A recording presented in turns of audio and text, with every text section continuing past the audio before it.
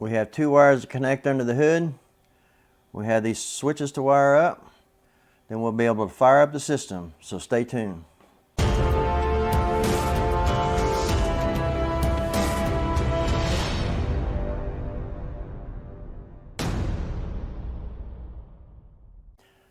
Hello, welcome to Camaro Mods channel. This is part 2 of the gauge, the Innovate Motorsports. This is the PSN-1 Power Safe Nitrous and O2 gauge kit. It's the 3593. We're going to finish the install on this. We're going to wire in these switches. We're only going to do 3 of the 4. We're not going to worry about the bottle opener, because I don't believe I'm going to need it. Also, my wiring on it would be my bottle pressure for the nitrous bottle pressure. The lines was too short, so I'm going to have to show you how I'm going to have to extend them out. This is some real, I believe this is 22 gauge wire. We're going to basically have to cut the wire, put it in this wire, this split wire cover here for the wire, tape it off, and we'll just make it as long as we have this. And I'll show you how to do that. It's basically just 3 wires, so it's going to be pretty simple. But they didn't make the wires long enough. But we'll just have to fix that. So let's go over here to the table and let's start wiring this up. It also has lights on it. So when you flip a switch, a light will come on. So I'll show you how to wire all that up. So let's go over here to the table and let's get started. Okay, here's a shot of the gauges. We're going to wire up the purge, the bottle heater, and the nitrous activation switch. So we're not going to be using the bottle opener. So what we'll do on that,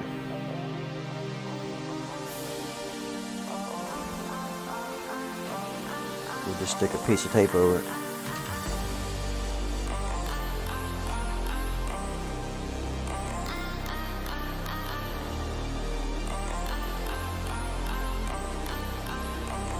These red and white wires here are the wires for your LED lights. So we will have to wire in the resistors on them. They go on the red wire. Red is your positive, white is your ground. This resistor will go between your LED light and your power source. I'll show you that here in a few.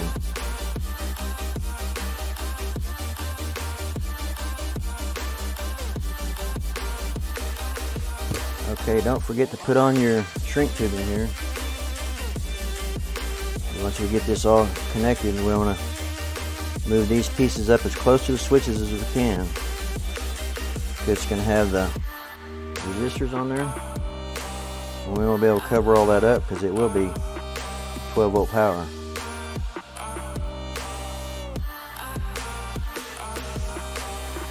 So this wire will go to this switch, this wire will go to this switch.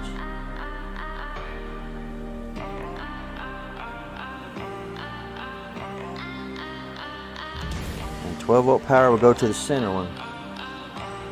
So we want to connect it to the top ones.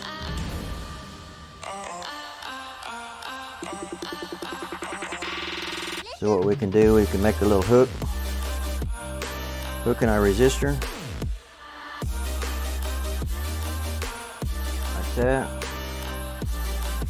And we can hook it right to the side like that. Get to the other one.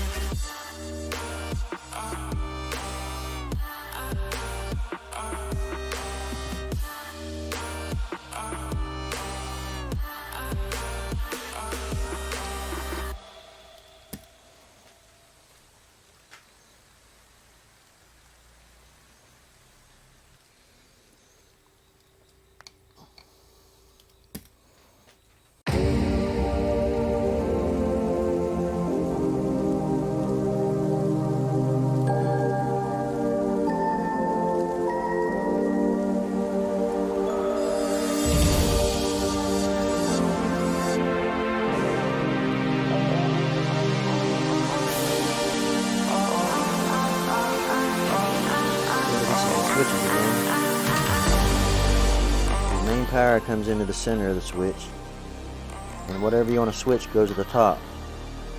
So if you want your lights to come on when your switch comes on, you need to wire it also to the top. And your white wires on the LED lights, they go to the grounds.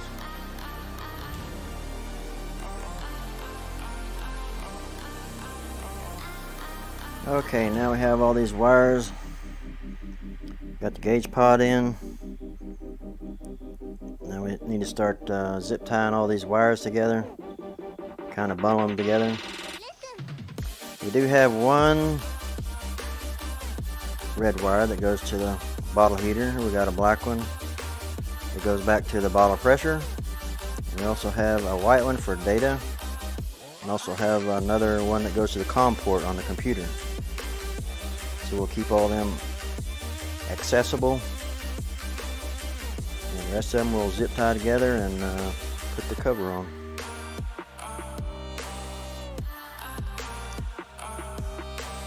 Okay, got the panel back on. Side panel there on the fuse box there. Now we'll run the red and black wire down the door sill here. Run it all the way to the back.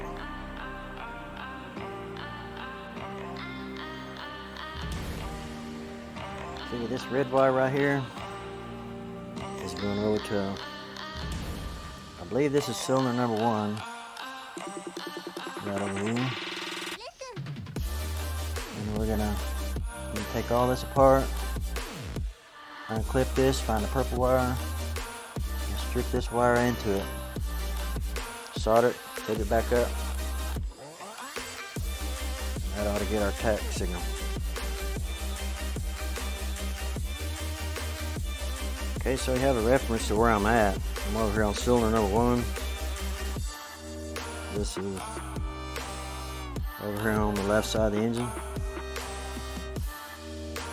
So we pulled off the solenoid for the nitrous. Okay, so far we disconnected this, pull this gray piece back and push down in the middle, pull it out. Okay, you can see there's a purple wire in here. See if I can light it up for you.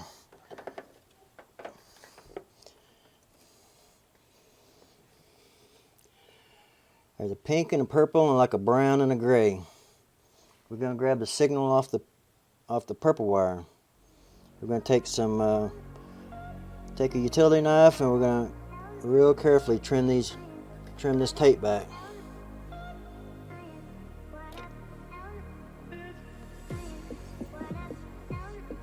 Okay, you see that purple wire in there?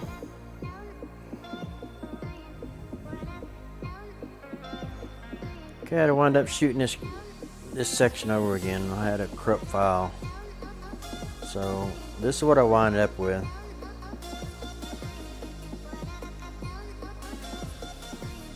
This I've got it all back together now, so it's kind of hard to show you. I wound up cutting the purple wire in two accidentally.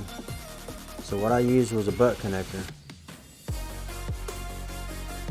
And I put 2 wires on one end and 1 wire on the other end.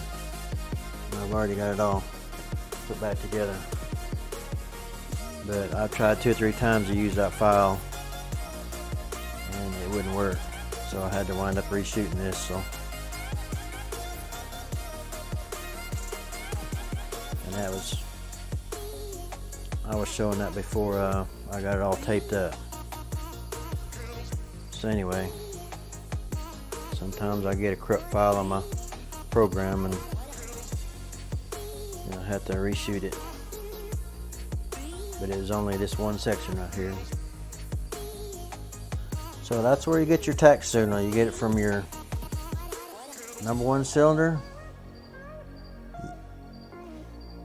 Find your purple wire.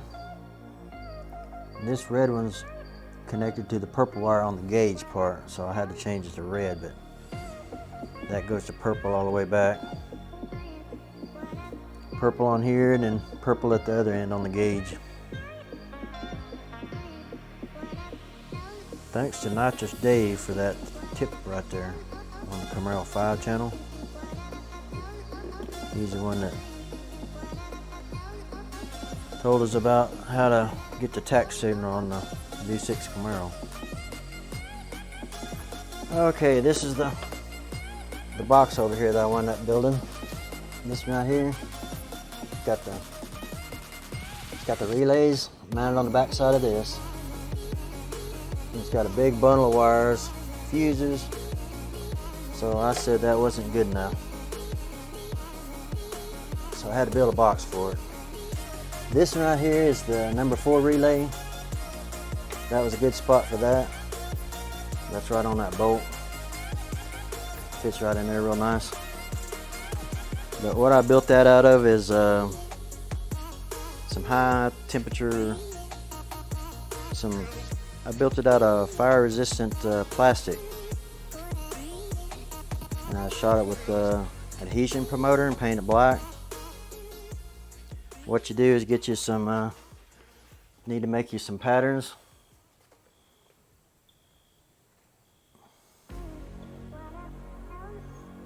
Make you some patterns out of cardboard.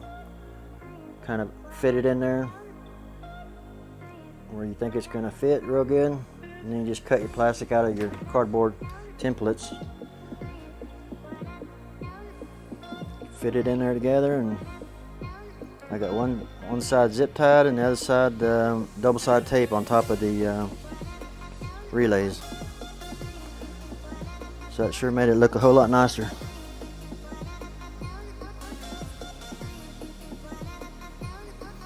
Another shot from the driver's side. The relays are all mounted on this side of the RotoFab box.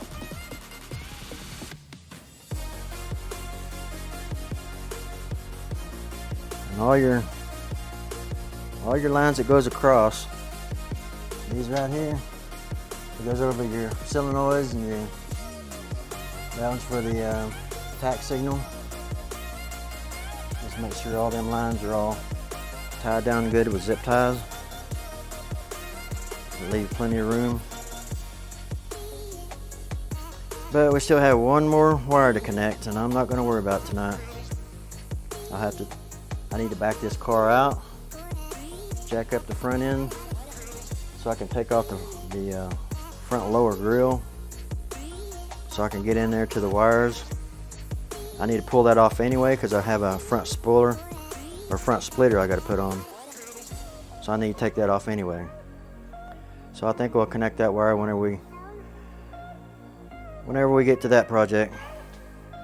But I want to get to hooking the battery back up and getting this thing turned on, see what it's going to do. So we'll go get some. Don't do the mistake I did. Whenever you disconnect your battery, don't close the trunk, because now I got to find a 12-volt source, connect it down here to this right here, give me a ground, then I got to pop the trunk before I can connect the battery back up. So keep that in mind. Just as soon as I dropped the trunk, I said, uh-oh, I shouldn't have did that. But I'll have to go get me a battery charger, and we'll connect that all up, and we'll get the trunk popped, and then we'll fire up the gauges and we'll see what happens. But I'm gonna turn this camera off a minute. I'm gonna go ahead and tape all that back up, that tach signal, and I'm gonna go ahead and bolt the solenoids back down, basically put the coil back down in it, screw it back down. I'm gonna go ahead and button all that up. Then we'll get to the connecting the battery here shortly. Okay, we've got the battery reconnected.